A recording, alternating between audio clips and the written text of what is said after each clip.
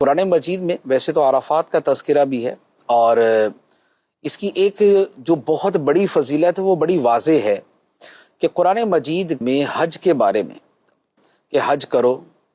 حج ایسے لوگوں پر، استطاعت والوں پر لازم ہے، ان سب آیات کا جو مصداق ہے وہ یہ مقام ہے۔ عرفات کا میدان ٹھیک ہے نا۔ اب وہ خواہ آیت مبارکہ ہے وَلِلَّهِ عَلَى النَّاسِ حِجُّ الْبَيْتِ مَنِ اسْتَطَاعَ إِلَيْهِ سَبِيلًا، یا وہ اور ہے کہ الحج عرفہ، کہ حج تو میدان عرفات میں حاضری ہی کا نام ہے، اور یہی وہ جگہ کہ جس کے لیے حضرت ابراہیم علیہ السلام نے اعلان کیا لوگوں میں حج کا۔ تو ایک تو قرآن و حدیث کے وہ جتنے بھی آیات و احادیث کے مصداق ہیں وہ اس مقام عرفات کے بارے میں۔ دوسرے نمبر پہ خود اس کی ایک بہت بڑی فضیلت یہ ہے کہ تاریخ انسانیت میں حج جو ہے وہ اسی مقام پر ہوا، خانہ کعبہ اور میدان عرفات۔ تیسرے نمبر پر یہ ہے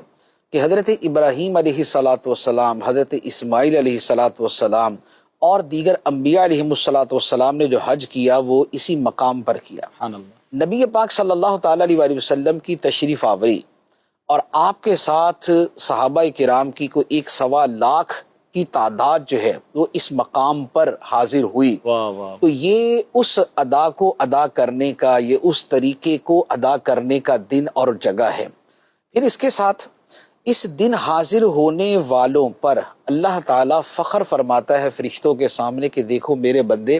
آج اس میدان میں کس طرح مجھے یاد کرنے کے لیے موجود ہیں۔ اور پھر اس دن جو یہاں پر حاضر ہوتا ہے تو اللہ تبارک و تعالی اس کے حقوق اللہ سے متعلق جملہ معاملات کو معاف فرما دیتا ہے۔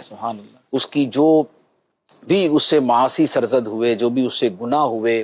جن کا تعلق اللہ کے حقوق کے ساتھ ہے، وہ یہاں پر معاف کر دیے جاتے ہیں۔ ان کی جو تلافی کی صورت ہے وہ تو باقی رہتی ہے، لیکن جو عند اللہ اس کا وہ گناہ لکھا ہوتا ہے وہ مٹا دیا جاتا ہے۔ تو اب ایک بندہ مومن کے لیے ان ساری سعادتوں کے حصول سے بڑھ کر اور کیا ہوگا کہ وہ انبیاء علیہ السلام کی اس عظیم سنت کو ادا کر رہا ہے، وہ اپنے گناہوں کی بخشش وہاں سے حاصل کر کے جا رہا ہے۔ پھر اس مقام میں دعائیں قبول ہوتی ہیں، تو اب وہ جو دعا کر رہا ہے وہ اللہ تعالیٰ کی بارگاہ میں قبول ہو رہی ہے۔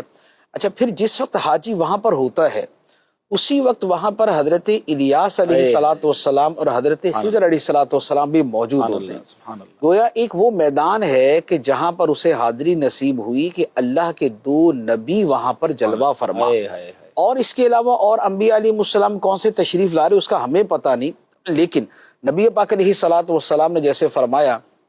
کہ میں نے حضرت موسیٰ علیہ السلام کو دیکھا، میں نے حضرت صالح علیہ السلام کو دیکھا کہ وہ یہاں تشریف لا رہے ہیں حج کے موقع پہ، تو یہ جو سب سعادتیں ہیں یہ اسی مقام۔ سبحان اللہ، سبحان اللہ۔